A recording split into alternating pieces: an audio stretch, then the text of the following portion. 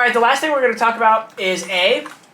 The A bomb site is one that a lot of times doesn't get a lot of action, but is potentially one of the most important roles. Because not only does the A person have to be aware of holding their bomb site, they also have to be hitting the B bomb site on retakes and having scenarios where they're playing in pressure situations. Because on this map, I think teams at the pro level are hitting the B bomb site at least 65% of the time, and when they hit A, normally 60% of the time they hit A, it's after they've already taken somewhere else on the map.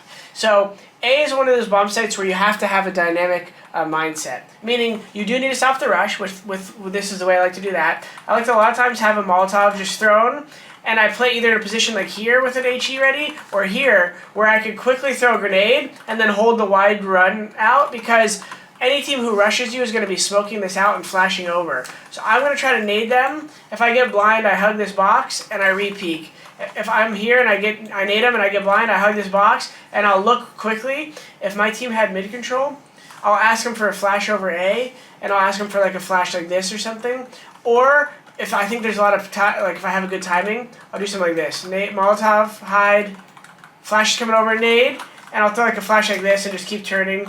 And then a lot of times there's one guy either here or here blind, I get that kill and I take cover, right?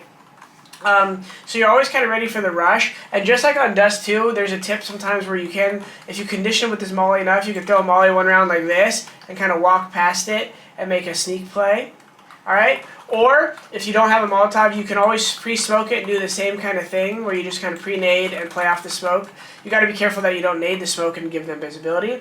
And then A is a bomb site where you have to have your own intuition. Some rounds you can walk push it, but you want to make sure you're not walk pushing just because you don't have any kills. I know you guys, some of you are at the bottom of the scoreboard and you think you're not doing enough, so you go to make a play. That's not why I want you making a play A main. I want you paying attention to how they're working A main every round, and just when they drop their guard, that's when you push A main and you make a flank all the way around, right?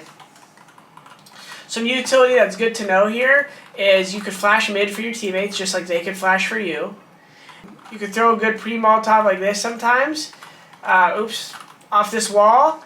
And what it'll do is it'll force them this angle, and you can kind of run here and take this peek close. If you have an AWP, it's good sometimes, because if they hit that, you can quickly turn and back off and hold this angle 2 for 1. And then if the T's walk up here, they have to be aware that if they go wide, their shadow's visible. So that's why on T side we'll talk about this. It's important to be aware of your shadow right here.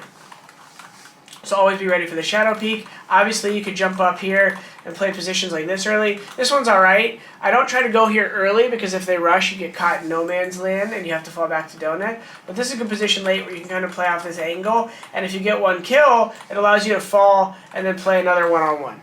Alright? And then late round in A, as an A player, you're a lot of times watching radar to understand what have the T's taken. If they've taken mid, you're throwing a flash here. If one of your teammates dies here, you might want to smoke here out and just be ready for the rush. Or sometimes what I'll do is at A, if I want to think that they've been taking mid a lot, I'll do my same anti-rush protocol, but I'll kind of lean over here. So if they rush, I'll still throw an HE and I'll kind of play this angle. But if they don't rush, I'm here.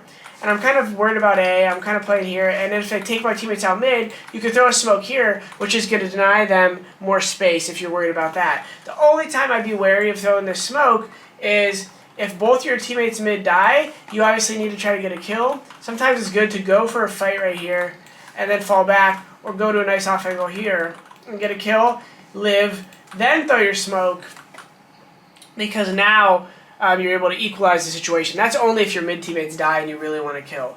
But a lot of times, being in donut helps you be able to pivot between support more. Alright guys, there's obviously a lot of ways you can play A, but I want you guys to figure that out. What is your pre-rush protocol? Maybe you like to throw a grenade, turn your back, a Molotov, and just run close, they smoke out, and you spam them down, right? Get creative, but think and plan, and that's going to help you be more successful. Let's switch over to T side now. So I hope you guys enjoyed. This has been another ZOWIE Esports class. We have many of these episodes coming out, so I hope you guys take some time to look around and enjoy. So thank you for watching, and I'll see you in the next one.